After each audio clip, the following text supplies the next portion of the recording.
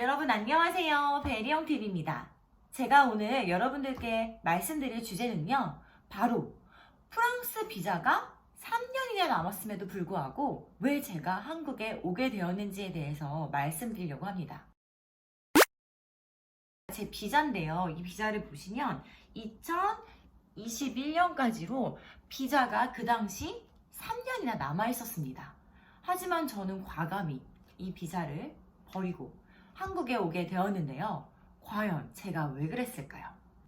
여러분, 해외에 나가서 왜 살고 싶으세요? 아니면 왜 해외 생활을 꿈꾸고 계신가요? 저 같은 경우는 한국의 삶이 너무 빡빡하고 지루하고 여유도 없고 워라밸도 추구할 수 없었습니다. 그래서 해외에 나가보면 사람들이 막 미소가 얼굴에 번지고 또 삶 자체가 굉장히 여유로워 보이고 그런 것들이 굉장히 부러웠습니다. 시간과 돈이 있으면 해외로 여행을 가거나 아니면 짧게는 뭐 한 달 살기, 두 달 살기 이런 걸 해왔는데요. 그럼에도 불구하고 무언가 채워지지 않는 욕망이 있었습니다.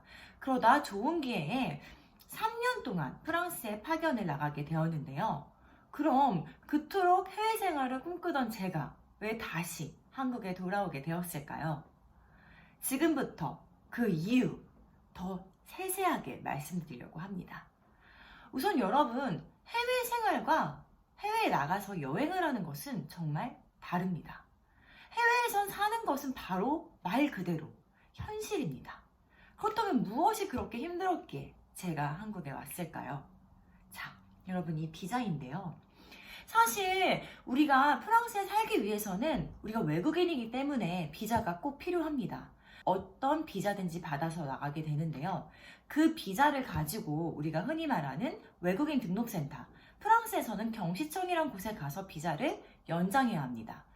그때 비자 연장을 할 때 한국처럼 뭐 인터넷으로 업로드해서 뭐 할 수 있는 이런 시스템이 아니고요. 직접 경시청 직원과 약속을 잡아야 합니다. 그럼 어렵게 약속을 잡고 경시청에 가게 됩니다. 그럼 경시청에 가서 이제 서류를 다 들고 좀 불안정한 상태죠. 뭐 여기 가져왔습니다. 이렇게 말을 하면 한 번에 이렇게 서류를 보고 아 오케이 아닙니다. 꼭 뭐가 부족하고 뭐가 안 되고 이렇게 말을 하곤 하죠. 그렇게 해서 다시 이제 한마디로 돌려보냅니다. 그리고 나면 또 이제 집에서 열심히 준비를 해요. 필요한 서류가 또 뭐가 있을까 해서. 그래서 그걸 다시 다 들고 또 경시청에 갑니다. 이것 또한 약속을 잡아야 돼요. 몇 년 몇 시 언제 와라 이렇게. 또 가서 이제 경시청 직원이 서류 검토를 하죠. 그리고 나서 똑같이 말을 합니다. 아, 또 서류 뭐가 부족하다.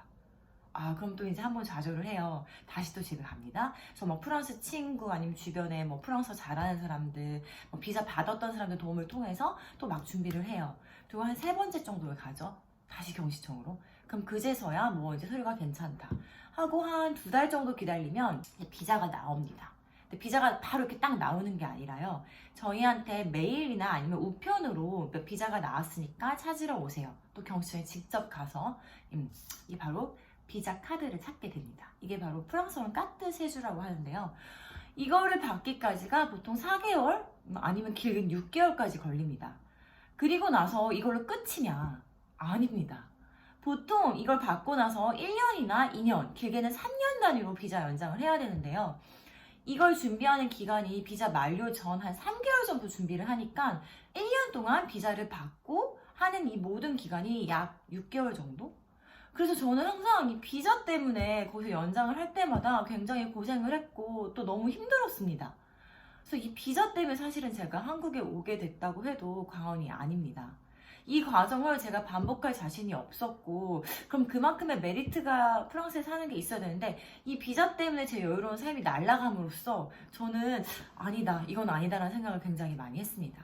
그 다음으로는 사실 이거는 아마 해외에 사시는 분들이 많이 느끼실 거예요. 바로 군중 속의 외로움입니다.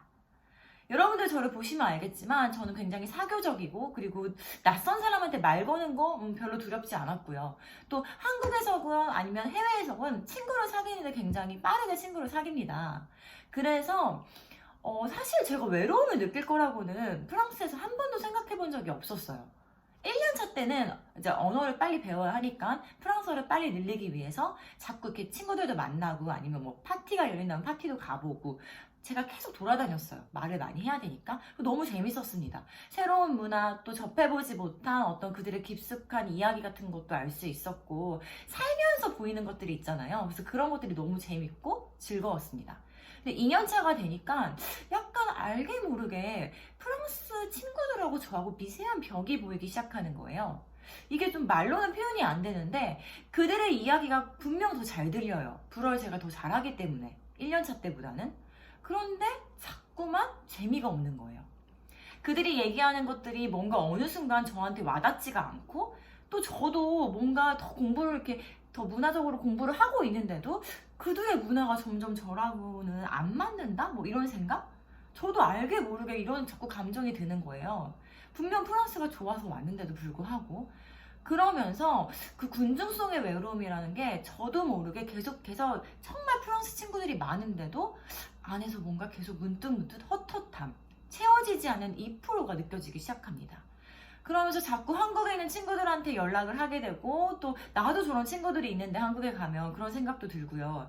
아니면 막 갑자기 한국 김치 막 매콤한 거 먹고 싶다던가 이런 기분이 계속 드는 거예요. 저는 진짜 한국에서 떠났을 때 뭐 여행을 간다던가 잠깐 뭐 교환학생 어학연수를 갔을 때 한국 음식을 그리워해 본 적이 없습니다.